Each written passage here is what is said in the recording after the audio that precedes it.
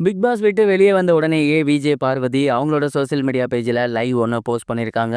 அந்த ஒரு லைவ்ல பிக் பாஸ் வீட்டை பற்றியும் அவங்களுக்கு கிடைச்ச ரெக்கார்ட் பற்றியும் அது மட்டும் இல்லாமல் அவங்க பண்ணியிருந்த விஷயங்களை பற்றியும் ரொம்பவே எமோஷ்னலாக ஃபீல் பண்ணி பேசியிருந்தாங்க.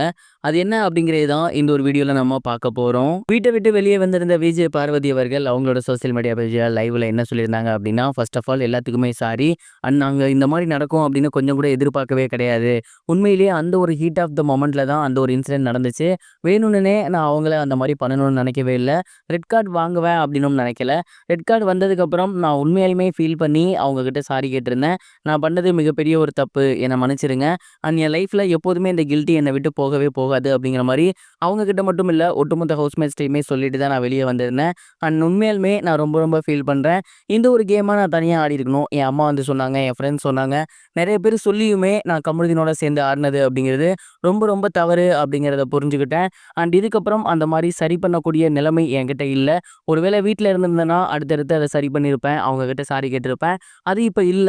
எனிவே இதுக்கப்புறம் என்னால எதுவும் சொல்ல முடியாது. நான் பண்ணது மிகப்பெரிய தப்பு. கண்டிப்பா பிரஜனனா கிட்டயும் சரி, சாண்ட்ரா கிட்டயும் சரி நான் சாரி கேட்டுக்கிறேன்.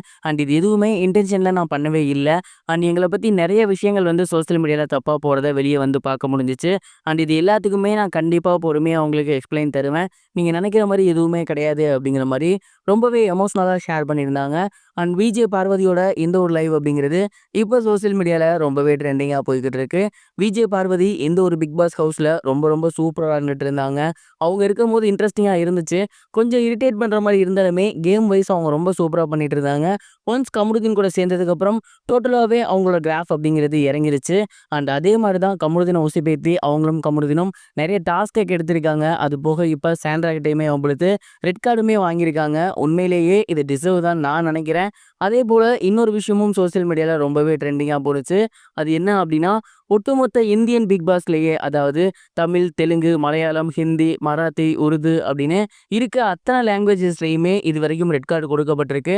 ஆனா இந்திய பிக் பாஸ்ல எப்போதுமே ஒரு பொண்ணுக்கு ரெட் கார்டு கொடுக்கப்பட்டதே கிடையாதாமா. அந்த ஒரு ஹிஸ்டரிய விஜே பாரு அவர்கள் உடைச்சிருக்காங்க. அவங்க தான் முதல் முறையா பெண்ணா பிக் பாஸ்ல ரெட் கார்டு வாங்கியிருக்காங்க. இது மட்டும் இல்லாம இத்தனை நாள் அவங்க பிக் பாஸ் வீட்ல இருந்திருக்காங்க. அதாவது ஆல்மோஸ்ட் 90 டேஸ் வந்து அவங்க பிக் பாஸ் வீட்ல இருந்திருக்காங்க. அதுக்கு கொடுக்கப்பட வேண்டிய சம்பளம் அவங்களுக்கு கட் ஆகிரும். அது மட்டும் இல்லாம பிபி ரிலேட்டடா இதுக்கப்புறம் அவங்க எங்கேயுமே போயிட்டு இன்டர்வியூஸ் கொடுக்கக்கூடாது. விஜய் டிவி நேம்ல இன்டர்வியூஸ் கொடுக்கக்கூடாது. இதோட தொடர்ந்து அவங்க இதுக்கப்புறம் வரப்போற ஃபினாலேக்கோ, செலிப்ரேஷன் ரவுண்டுக்கோ எப்போதும் வரக்கூடாது. இந்த மாதிரியான அக்ரிமெண்ட்லாம் சைன் பண்ணிட்டு தான் வந்திருக்காங்க. இந்த ஒரு ரெட் கார்டு வாங்கினதன் மூலியமா அவங்களோட ஒட்டுமொத்த கரியரும் இப்போதைக்கு அப்படியே தேங்கி நிக்குது அப்படின்னு தான் நான் நினைக்கிறேன். நீங்க இத பத்தி என்ன நினைக்கிறீங்க? கமெண்ட் பாக்ஸ்ல ஷேர் பண்ணுங்க.